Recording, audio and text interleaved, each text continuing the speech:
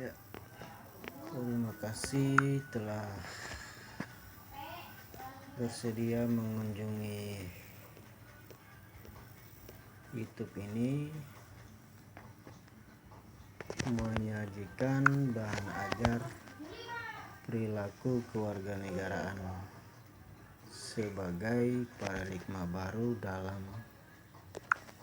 pembelajaran PPKN, IPS, dan ekonomi. Jadi ini adalah sebagai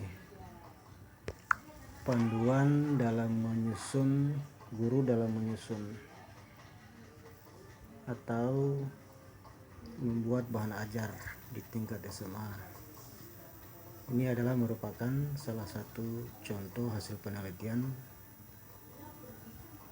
yang akan memandu kita dalam pembelajaran di kelas.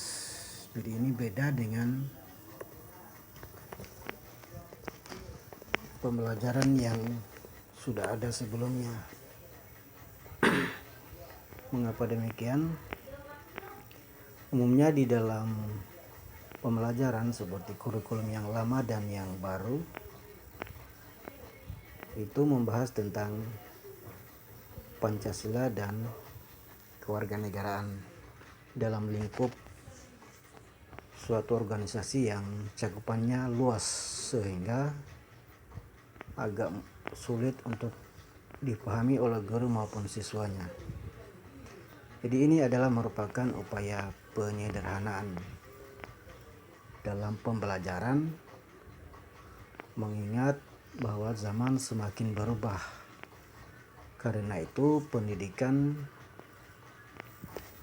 juga harus berbenah diri dalam hal perkembangan zaman. Jadi di dalam pembelajaran ini, guru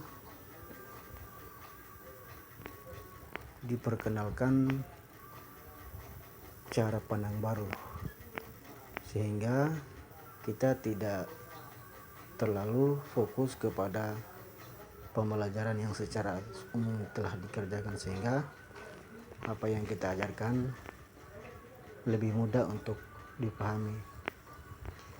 Hal ini dikarenakan beberapa pandangan bahwa pembelajaran guru yang telah digunakan di kelas itu masih agak sulit. Jadi ini adalah merupakan suatu upaya pembelajaran yang lebih bagus. Jadi di sini guru dapat melihat bagaimana sih isinya, bagaimana apa yang terdapat dalam materi buku perilaku kewarganegaraan itu, di mana letak perbedaannya, sehingga hasil penelitian ini cukup efektif untuk digunakan di kelas bagi guru yang akan menggunakannya.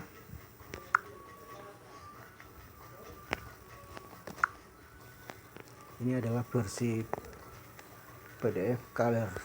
Tampilannya cukup lumayan bagus sehingga guru bisa menyampaikan materi di kelas, atau buku ini juga bisa jadi bahan referensi perpustakaan. Tidak menutup kemungkinan mungkin ada yang berminat membuat buku untuk bisa diterbitkan, bisa melihat contoh sebagai berikut. Ini adalah merupakan paradigma baru dalam pembelajaran. Jadi sebagaimana kita ketahui bahwa di dalam pembelajaran buku kelas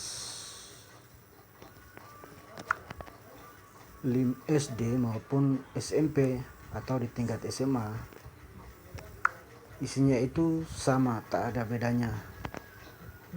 Hanya cara penyajiannya, penulisan huruf untuk SD itu biasanya didominasi oleh gambar, sedangkan untuk di tingkat SMP dan SMA gambar semakin diminimalisir. Jadi itu buku-buku yang berada sekarang itu, kurikulum yang ada sekarang itu tidak ada beda dengan SD, SMP, dan SMA. Hanya cara penulisannya, penyajian isi di dalamnya tidak ada yang beda. Oleh karena itu, buku ini menyajikan cara pandang baru yang bisa jadi relevansi bagi guru untuk mengajar di kelas. Jadi saya sudah jelaskan kembali bahwa buku yang telah ada di kelas-kelas itu biasanya mereka menyajikan pendidikan Pancasila dan kewarganegaraan dalam lingkup negara, sehingga cakupan luasnya lebih luas. Karena itu penyajiannya agak beda dengan apa yang saya tampilkan berikut ini, merupakan hasil penelitian yang dilakukan kurang lebih selama 1 tahun dan telah diuji pakar dan dilaksanakan uji coba di sekolah sebanyak 6 sekolah, sedangkan uji efektivitas dilakukan di 3 sekolah, dan sedangkan kemudian uji akhir dilaksanakan di 1 sekolah, dan hasilnya cukup bagus dan telah banyak mendapatkan tanggapan dari guru, terutama guru SD maupun tingkat SMP dan SMA. Jadi ini merupakan salah satu pembelajaran yang menyajikan konsep baru sehingga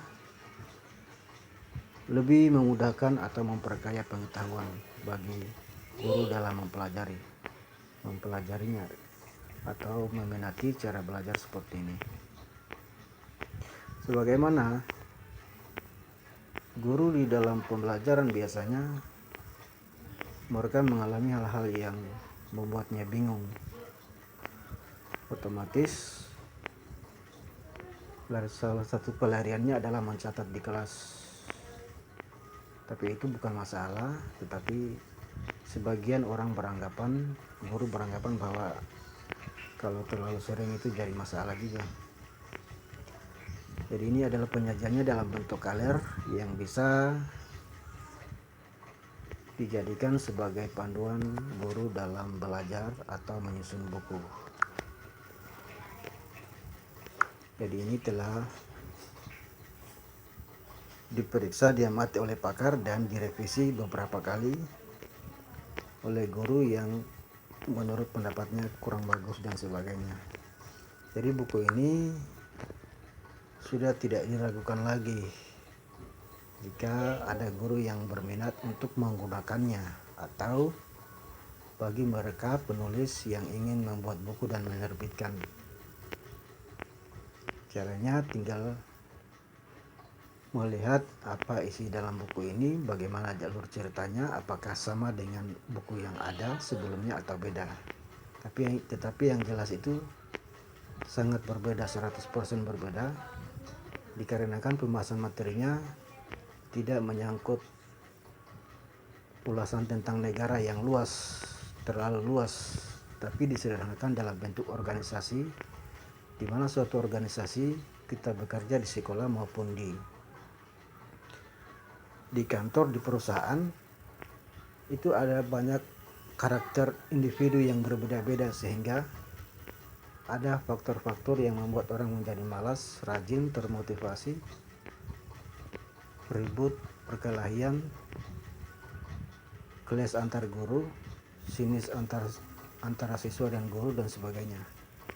Jadi perilaku di sini menjelaskan bagaimana kita guru, siswa membawa diri dalam suatu pembelajaran di kelas. Jadi terutama itu ada 6 kompetensi yang dapat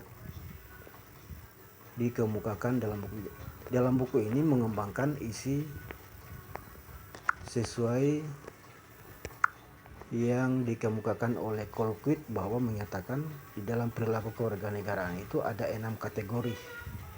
Yang pertama, sikap berbicara menawarkan saran yang konstruktif di suatu pekerjaan tempat kita bekerja. Kemudian yang kedua adalah